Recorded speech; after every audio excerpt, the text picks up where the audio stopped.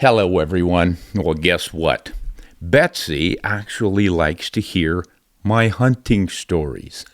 Can you believe this? She enjoys me telling my hunting stories to you guys on podcasts.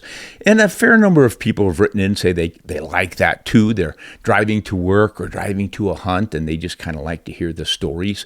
I think all of us who have hunted together with our friends enjoy hearing one another's stories. Even if we've heard them before or been there, done that with them, it's just kind of fun to reminisce. So I thought on this show I would reminisce about my first Dall sheep hunt. Now, if you are a typical red-blooded North American hunter, you have probably already dreamed about a wild Dall sheep hunt in the far north. This would have to happen in Alaska or Yukon. There are just a few of them up in far, far northwest British Columbia. And there might be just a few in some mountains in what used to be called the Northwest Territories. But Alaska is the place, and that's where I've done all of my Dall sheep hunts. But I had an old friend years and years ago who told me his biggest regret in life was not going on a Dall sheep hunt. And I had another friend who did go on one despite having had polio when he was younger. So he was really physically challenged, and yet he managed to make a mountain hunt for a Dall sheep.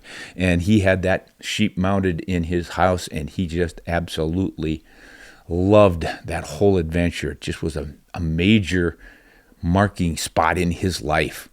And the other gentleman who hadn't done it really did regret it. So that pretty much told me what I probably needed to do, which was to get my buns up there and try to hunt a Dall sheep. And most of us figure that is an expensive, involved hunt, far, far from home. It's going to cost a lot of money. So we save and we save and we save to make this happen. So if you guys are thinking at all about going on a sheep hunt, the easiest tag to get is probably a Dall sheep tag and hunt. But the prices have gone up crazy since I went on my first one in 1990. So you are going to have to save a bunch of money. But as I always say, stop drinking beer and coffee and eating another candy bar every day. All of these things that we sort of do and just take it for granted that we're going to spend a little bit of money to enjoy a nibble here and there or a special drink. And if you give some of that non-essential stuff up, you can save money fairly quickly. But it is a bit of a challenge. But oh my goodness, when you go on a sheep hunt, it's not just the hunt.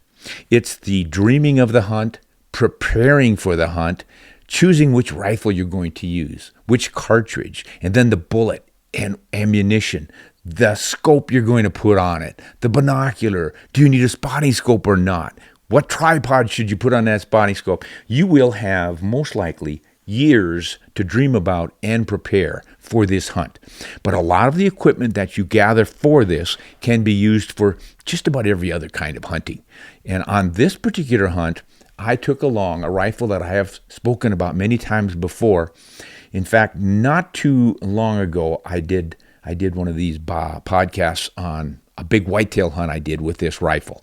That was the one in which I took a 180 class 5x5 whitetail in Kansas with a 284 Winchester in the Ultralight Arms Model 20 rifle, weighing less than 6 pounds.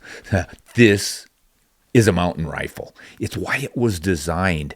Mel Forbes was a gunmaker, gunsmith in West Virginia back in the 80s, and he thought, why are rifles always so heavy? A Model 70 is a great rifle from Winchester, but it's pretty heavy. Well, back in those days, Remington, Savage, Marlin, Mossbergs, you name it, rifles were around 8 to 10 pounds. I had a Ruger back in 1976 that I bought that was heavy. Shot beautifully, functioned perfectly, and all the rest of it, but was it really necessary to be weighing close to 10 pounds when I put a scope on it? So Mel, like a lot of mountain hunters, thought we can make a lightweight rifle that does the job. And of course the job is to take your sheep or mountain caribou or whatever it is you're after without weighing you down and preventing you from hunting hard for another day or two or whatever. It adds up, guys.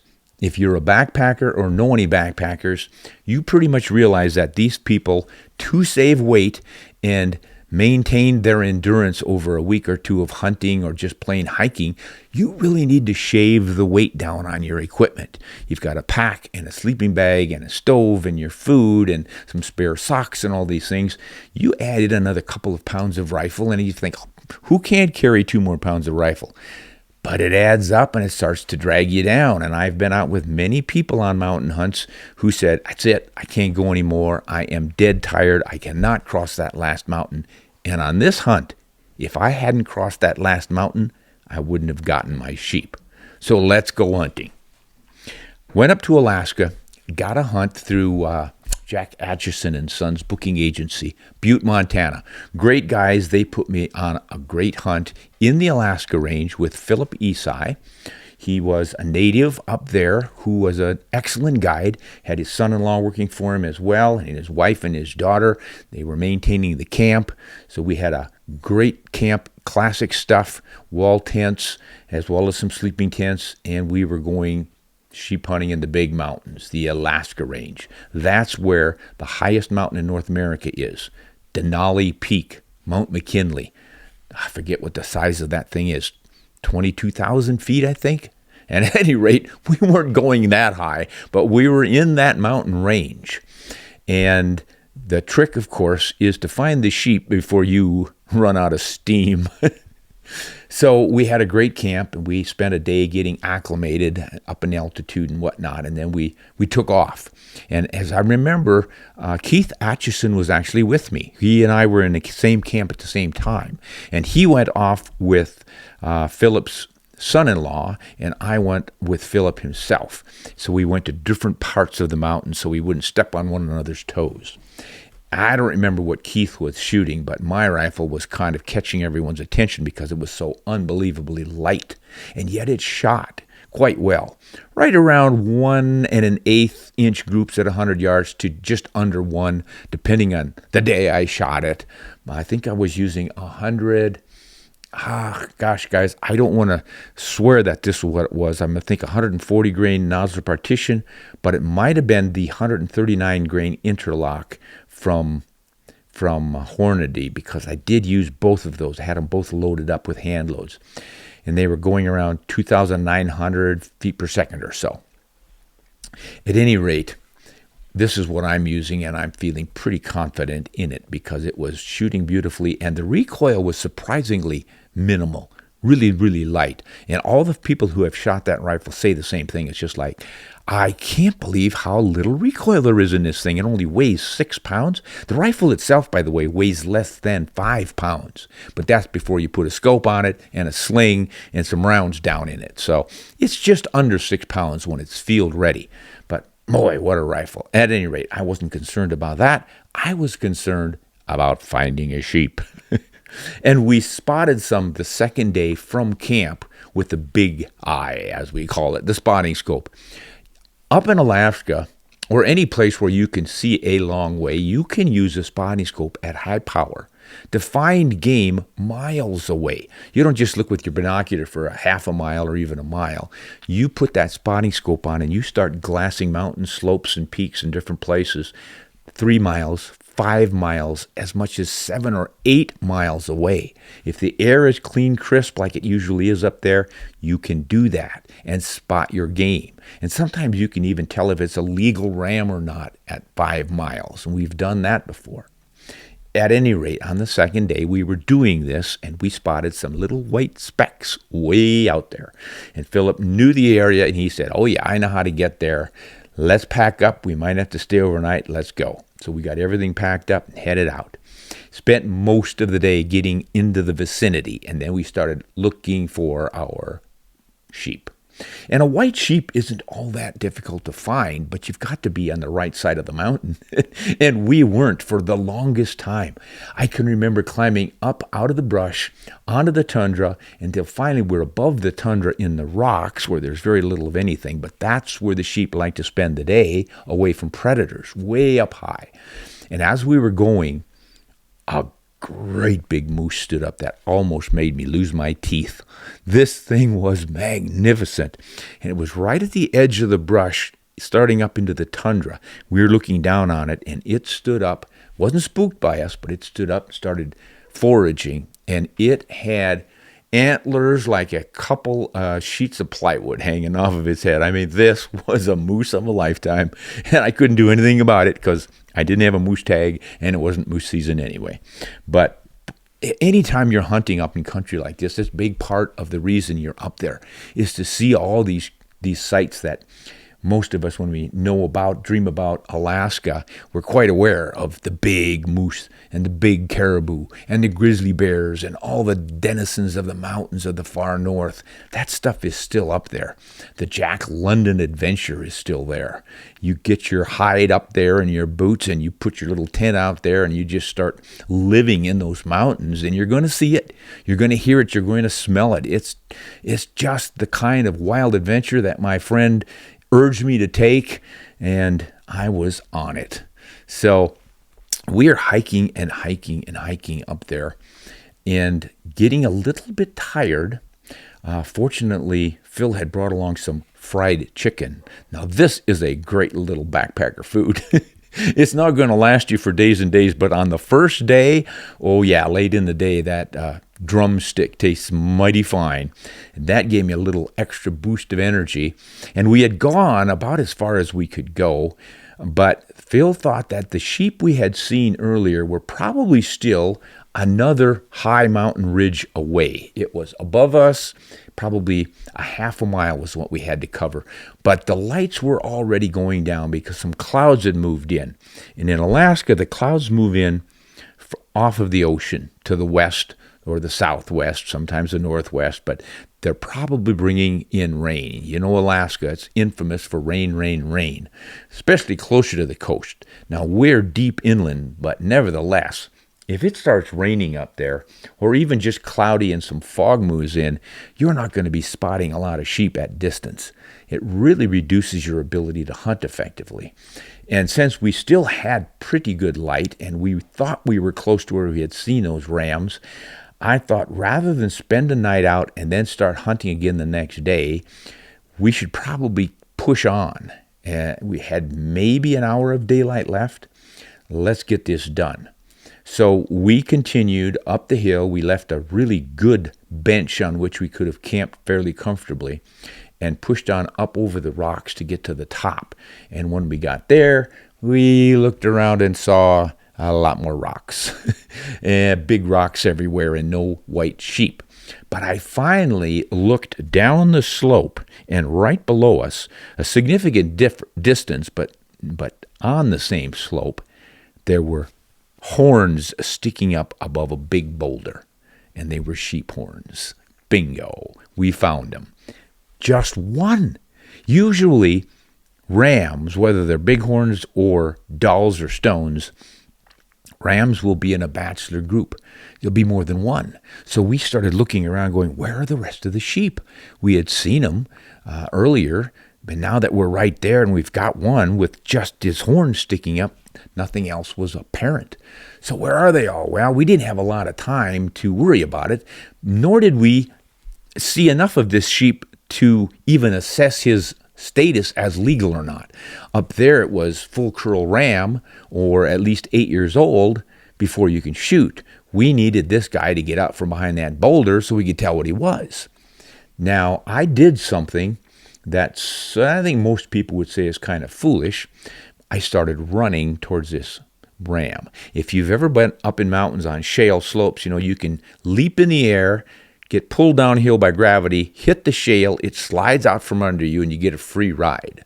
And then you bounce again when you slow down, and you get another free ride. And I was doing that because I already knew from previous experience photographing these critters, they don't they don't pay all that much attention to loose rocks. There's a lot of rolling rocks and slides up in this mountain country that you can hear almost any time in any day. So the sheep growing up there have learned that just because I hear some rocks sliding doesn't mean there's a predator coming. And I needed to cut the distance to this ram and get in a position to see him before we lost our shooting light. So as I'm bouncing down that hill recklessly, it occurred to me that I might have a quick shot at this ram, and I needed to know whether or not I could take it. In other words, is it a legal ram? And Philip was right behind me, and I figured he would say shoot or not shoot, but I still needed to get confirmation on this regulation from Fish and Game about what's legal. Full curl ram or 8 years old, or something about broomed. If one of the horns is broomed back, which means the tip has been rubbed off, that's also a legal ram, or is it?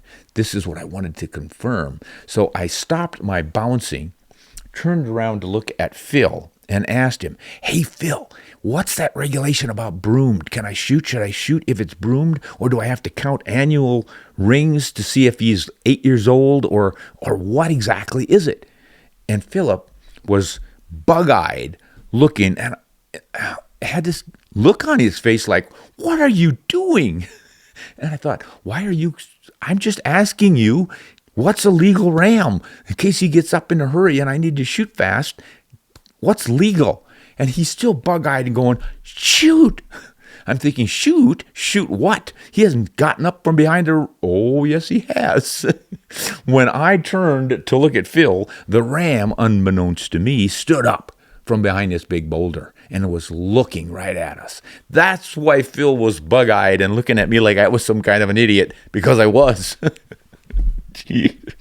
So when that dawned on me, I finally figured it out. I went, oh, and I slowly turned around and took the rifle off my shoulder and got ready for a shot. And when I did spin around and look down at that ram, his head was sticking up above that boulder. I kind of had a neck shot, maybe a low brisket shot. But that is not a high percentage shot when you're standing offhand and he's a good 200 yards away and you've been bouncing down a hill. Yeah, okay, I'll take him. No, not a good idea. Also, I didn't want to shoot him in the face. Downhill angle, about 200 yards. I'm still got my trajectory well above my aiming point because I'm zeroed 3 inches high at 100 yards. And I'm going to be about 4 inches high at 150 to 180 yards. So I didn't want to shoot my beautiful first ever Dall sheep in the face. And I'd have to aim low, and that meant I was probably skimming the top of the boulder. It was not a high percentage shot. All of that stuff zipped through my head in about a split second. I don't know how I could think of that and not remember what a full curl ram was supposed to be like. At any rate, while all that is going through my brain and I'm holding that rifle as best I can, wondering if this animal is going to turn, step out, and give me a nice, clean broadside shot, it decides for me that that is not about to happen. It took off. Full steam, screaming across that shale slope, and before I could even begin to swing in front of it, it pitched over the rim and was gone.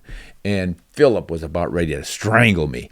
I went running over to that cut. It was essentially a draw in the side of that mountain that he'd gone into, and got there, flopped down, threw my pack down, threw my rifle over the pack, and the sheep is already at the bottom of this big, long draw, just full of shale and rocks.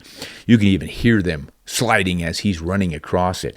Instead of going down the bottom and out of my life, he made the mistake of going up the opposite side. So now I'm on one side of the big draw, shooting across as this ram is running up and over to the left at an angle. Difficult shot. Is he going to stop? I'm waiting, and he is not slowing down. So here is my big chance, and I've already blown it. I don't know, am I going to take a running shot? Well, back in those days, I was pretty good at running shots. I had done a lot of running shots at whitetail and coyotes. I'd actually cut my teeth on jackrabbits when I was a boy. We were shooting running jackrabbits all the time, so I pretty much had the swing and follow-through stuff down.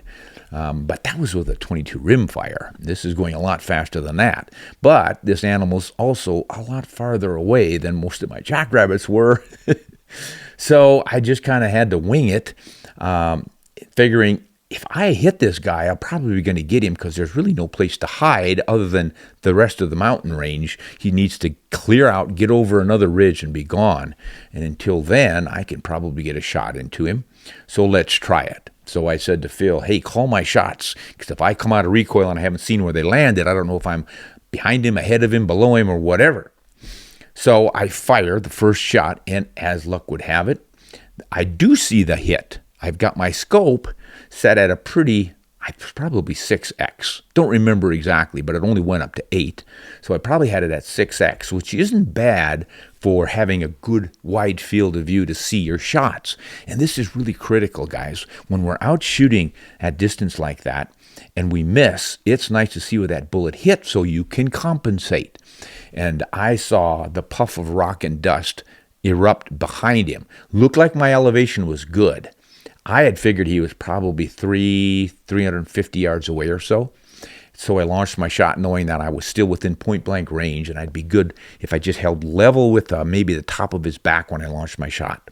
And it landed behind his rump. All right, put in another round, fired again, and it was again behind his rump, but just behind it. Ramped in another one, took my third shot, and he stopped. I had hit him.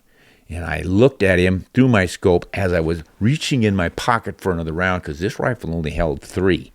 3 down, 1 in the chamber. I don't like to hike around all day with rounds in the chamber. It's just too much chance for an accident on rocky terrain like that. You stumble, you fall, your rifle slams to the ground, and maybe it goes off, and it's just not worth it because usually you have plenty of time to load.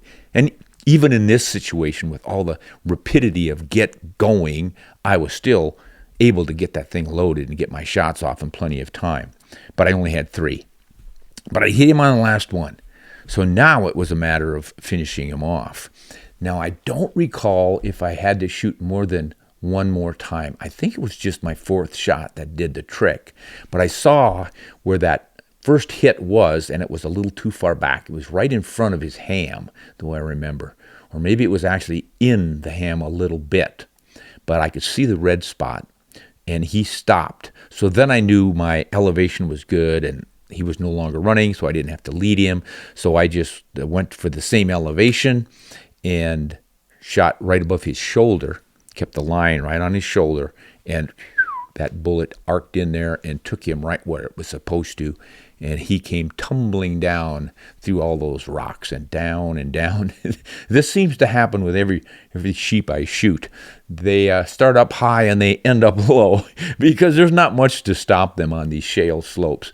He rolled and he rolled and he rolled. And, of course, with every yard he went down the hill, we knew we had to climb back up with him on our backs at some point. But he was done for. You know, I pulled it off, and I think Esai was both relieved and a little bit surprised and astounded. And I was more than a little surprised myself. I don't know how I actually did this stuff back in the day. I just could tell when I felt like I had a good shot, even if it was a silly shot, a crazy shot, a running shot, something that I really shouldn't have made. I don't know, there's something came over me when I felt like this is right. And I'd pull the trigger and it would work. And that's what happened on that one. It just felt like I could do it. I didn't have any self-doubts. I don't know. I probably couldn't do it today. I'm not in enough practice, perhaps. But I've known a lot of really remarkable shots who could consistently hit running game because they practiced a lot. At any rate, I don't recommend running shots for anybody. But if you are really, really trained to do it and can do it, it can save a hunt for you. That's not to say that on this hunt we couldn't the next day have found sheep or the 3 days later or anything else. But, you know, it's always nice when you see that big ram and you have your opportunity to be able to address it. And that's where a lot of this long-range training comes in. Just because you can shoot a target at 600 yards doesn't mean you have to take game at 600 yards. But it does mean that you're going to have the skill set to make that shot in closer shots when you need to. At any rate, this thing rolled down and we had it, and then it's just a matter of hiking down to it, taking a couple pictures. Now it's almost dark. We had to use the flash. And the ram was all dirty from rolling down all these muddy rocks and stuff, and there was blood everywhere, and it wasn't a pretty picture. But boy, was it a pretty ram. And it was my first one, and it was just as magnificent as I expected it to be. I think the only thing that would have been better if I had shot him cleanly while he was standing on a tundra flat and he just hit the ground and was pristine lying right there. But hey, it's sheep country. This is the real deal. We had our ram. Now we had to get him home. And home was about 8 miles away, if I remember. That sounds about right. And quite a ways up because he'd rolled down all that far. So I started skinning him. I don't remember what Phil was doing. He might have been working on a little bit of something for us to eat. It always helps that late in day to get a little fuel in your system. But he may have been helping me skin as well. Either way, we were in trouble because those clouds that had been coming in were in, and they were drizzling. They were beginning to rain on us. And one thing you do not want to happen up in the mountains in Alaska or anywhere else where it's cold like that is to get wet, because then you really start to lose body heat. And I was still raw and young enough to be hunting in blue jeans, if I remember correctly. We'll look at some old pictures and pull one up for you guys, but I believe I was in blue jeans, and I might have even had a cotton shirt, a flannel shirt on, and I did not want to get wet. And I didn't have a tent. We had decided not to take the tent up, but I did have an insulite pad, a sleeping bag, and a pretty good-sized tarp, a nylon tarp. So after it started raining and I had skinned this animal pretty much, I think we'd gotten like one leg off or something to set it out to cool, maybe two. It just struck me that the sensible thing to do with the hide off and everything and cool rain falling, we should probably just leave him and get under cover so we didn't get all soaking wet. We're going to have to spend the night up there. And the insulite pad really helps with this, guys. Another time on a sheep hunt, I did not have that pad and I had to sleep on the ground. That is sheer misery. You cannot imagine how much heat the bare ground sucks out of your body when you're lying on it. Even if it's September, early September, it's not all that cold. It's cold enough that the heat comes off of your hip and your shoulder, and you have to roll over about every 15 minutes, if I remember right. It's pretty miserable. But that little bit of an insulite foamy pad can really make a difference because it insulates. Throw in the sleeping bag. Of course, I was cozy as could be. Phil didn't have a sleeping bag, but he was able to fit under the tarp, and the slope was such that we had to dig ledges into it. So we made a ledge for one person, and then above it we made another ledge, and that's where we stretched out and pulled that tarp over us. And if I remember right, we even had enough tarp to put a little bit of it over the meat, so that didn't get all wet while it was raining that night. And I slept pretty darn well, by golly. So in the morning, as soon as it got light, we got up and at 'em again, finished getting all that meat cut up and put into the packs, and then started climbing out of there. And that's the part of the hunt that's probably not the most enjoyable, but it is kind of satisfying when, with all of this weight on your back, you succeed in going up these shale slopes in which you take one step up and slide a half step back. And you repeat the process again and again until you finally make it to the top. And then you feel like Rocky running up the steps there in Philadelphia. You can almost hear the music.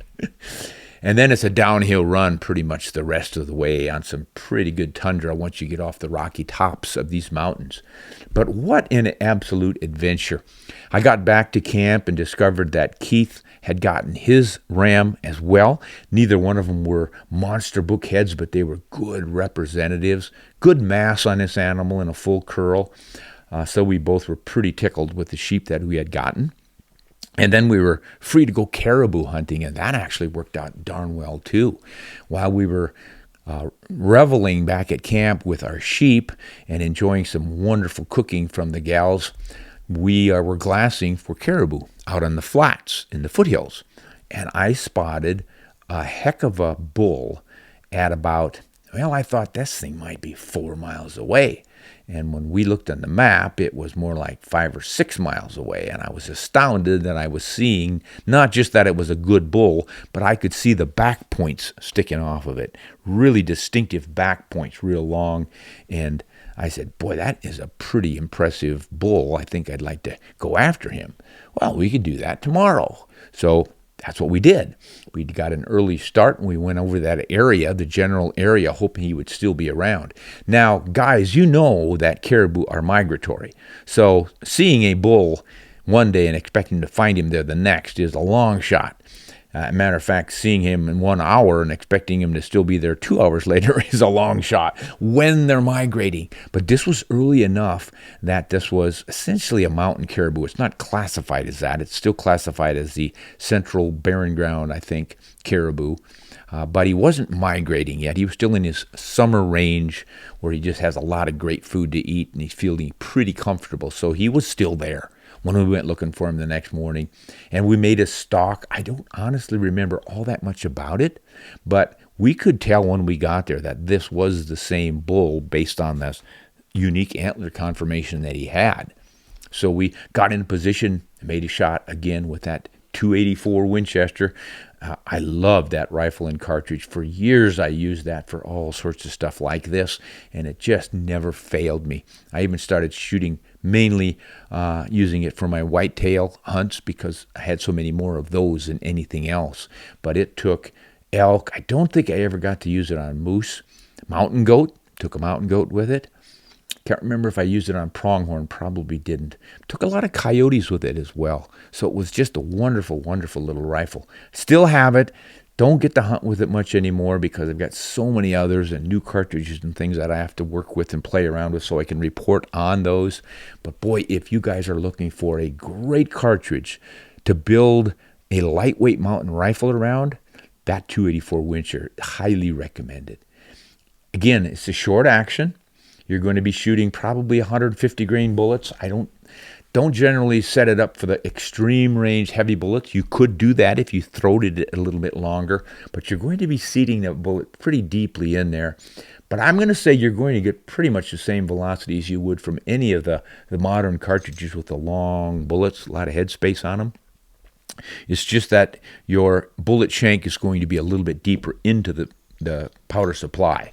But it's still a great cartridge to use up in the mountains or on the flats or anywhere else. So short action, lightweight, not a lot of recoil. As I said, I'm mostly shooting 140 to 150 grain bullets in it, and that didn't seem to matter. It took the big moose, took the elk, no problem. One shot kills on elk with that thing. So if you can get a rifle that weighs under 5 pounds before you scope it up and all, and it shoots as well as this Ultralight Arms Model 20, wow, you have got yourself a partner with which to go hunting. So that was the hunt, a combination caribou and Dall sheep. Back in 1990, as I was a young man looking for adventure, I was finding adventure. And this is why I urge all the young men and women out there who have dreams of the North Country to make those dreams happen. You get one crack at this life, and it's out there for you. Obviously, you've got to do some work, save some money, and all the rest, but you can make it happen.